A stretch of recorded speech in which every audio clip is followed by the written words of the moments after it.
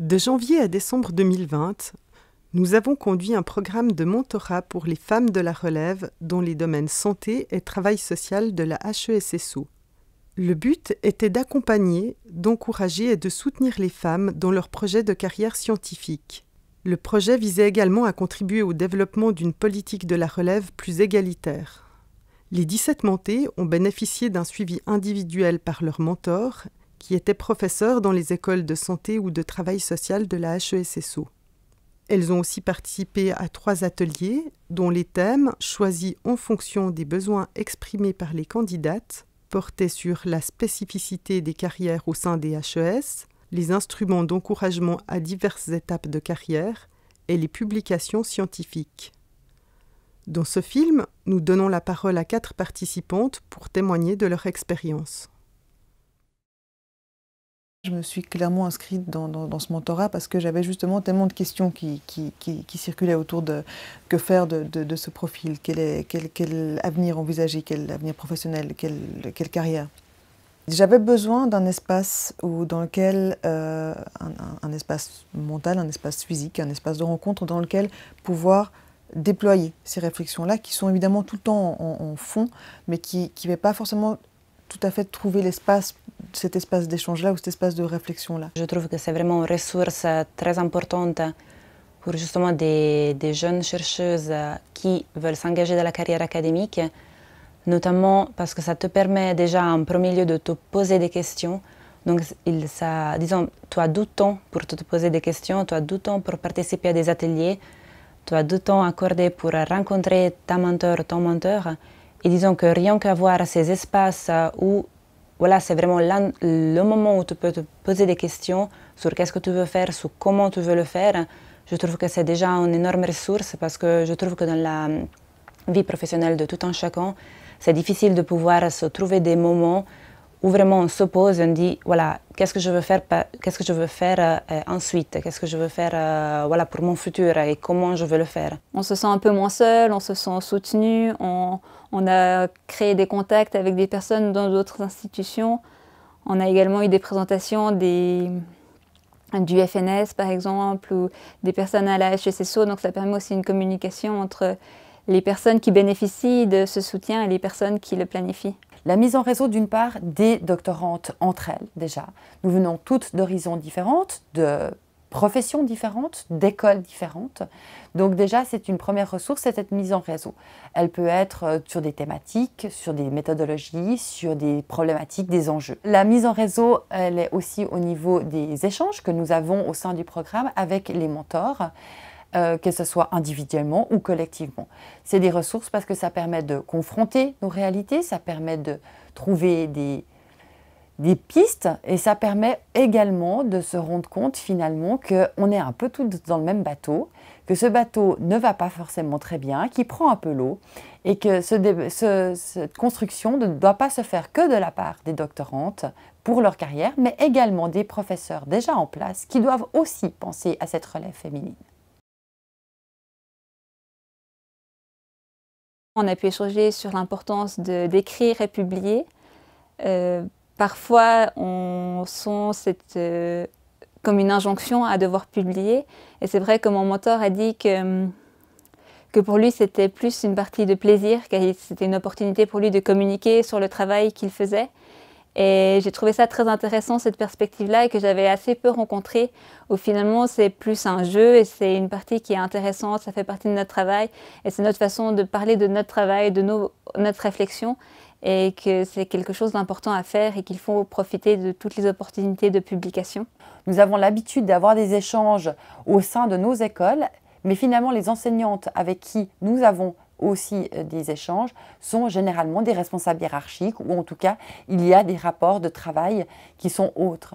De permettre de rencontrer finalement de quelqu'un qui n'est pas dans la même école ou qui n'est pas en tout cas dans le même réseau a priori permet de pouvoir tisser d'autres liens et de pouvoir avoir un autre regard sur notre parcours. Si on parle avec nos directeurs, nos responsables, pour autant qu'ils soient des responsables et des directeurs très ouverts, magnifique, etc. Mais disons, il y a toujours un petit peu ce lien de, voilà, tu es mon supérieur. Donc, il y a toujours un peu ce lien asymétrique qui s'installe.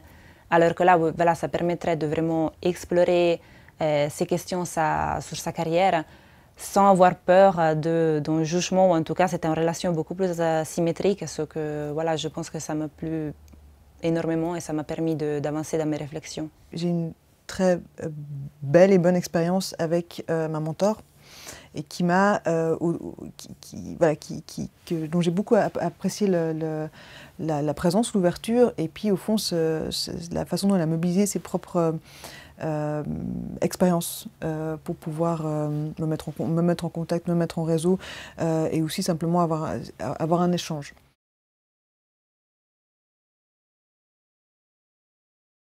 C'était une des intervenantes qui parlait plutôt du fait que c'était possible d'intégrer dans un projet de recherche, donc de pouvoir soumettre un projet de recherche et que ce n'était pas impossible de pouvoir intégrer à l'intérieur de ce projet de recherche en mobilité de quelques mois et après revenir en arrière pour effectivement, donc on montre qu'on est parti à l'étranger, on montre qu'on a fait cette mobilité, mais quand même, voilà, c'est pas tout un postdoc d'années à l'étranger, mais justement de réussir à intégrer les deux dans une conformation que ça me semble, voilà, que je pourrais le faire. Donc ça me permettrait de à la fois pouvoir partir, mais de quand même garder mes contacts ici en Suisse, de ne pas partir pour longue durée. Et du coup, ça m'a effectivement permis de voir que c'est possible de trouver des solutions qui conviennent un petit peu à la fois aux exigences pour la carrière académique, mais aussi à mes exigences, mes valeurs actuelles, personnelles. Je pense que je ne venais pas au programme de mentorat avec l'idée que concrètement, j'allais finir ma thèse, faire un post-doc prestigieux et avoir une place qui m'attendait, bras ouverts, au sein d'une HS. Je pense que je n'ai pas cet idéal, je ne l'avais déjà pas au départ. Par contre, j'avais l'impression que ça allait être extrêmement difficile pour moi de continuer une carrière scientifique. J'avais l'impression que le fait de devoir concilier vie professionnelle, vie familiale était un frein que je n'allais pas pouvoir surmonter. En discutant finalement avec ma mentor, mais en discutant aussi et en échangeant avec d'autres mentilles, je me suis rendu compte que finalement j'étais la seule à me mettre un frein et qu'il y a d'autres possibilités de réaliser un postdoc. On n'a pas besoin d'aller à l'autre bout du monde. Donc je vais continuer, je souhaite continuer.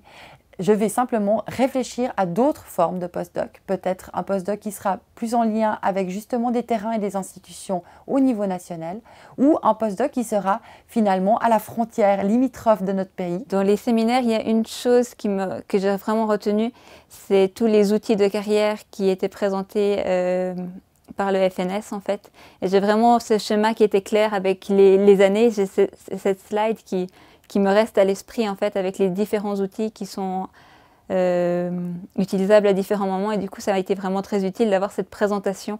Je me suis réjouie d'avoir cet espace ce mentorat pour que ce soit un espace justement de réflexion et dans lequel je pouvais apprendre à acquérir différents outils à propos de quelque chose pour lequel finalement je ne me sentais pas très très forte sur la stratégie, sur la carrière, etc.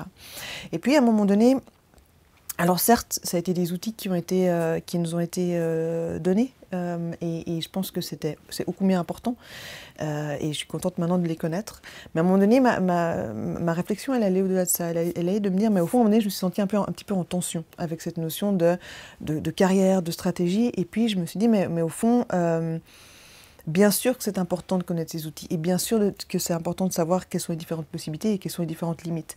Mais à un moment donné, au-delà de ça, ça m'a aussi amené à me repositionner en fait par rapport à tout ça et à me dire mais ce qui me guide, ce n'est pas tant une volonté de carrière, mais ce qui me guide, c'est vraiment une volonté de réalisation, de réaliser des projets qui pour moi fondamentalement font sens, qui pour moi touchent à des valeurs profondes ou à des choses que j'ai envie de défendre. Si je dois retenir un élément fort de tout ce programme, c'est surtout dans les échanges avec mon mentor, cette vision qu'il n'y a pas de limite en fait à la recherche, que tout est possible et qu'il faut chercher et que ce sont surtout des opportunités, que l'injonction de publication n'en est pas une, que c'est une opportunité de partager son travail et qu'il est possible aussi de se former un peu dans des domaines qui nous intéressent à des moments pour pouvoir travailler plutôt de façon pluridisciplinaire ou s'entourer de personnes qui sont compétentes dans des domaines différents.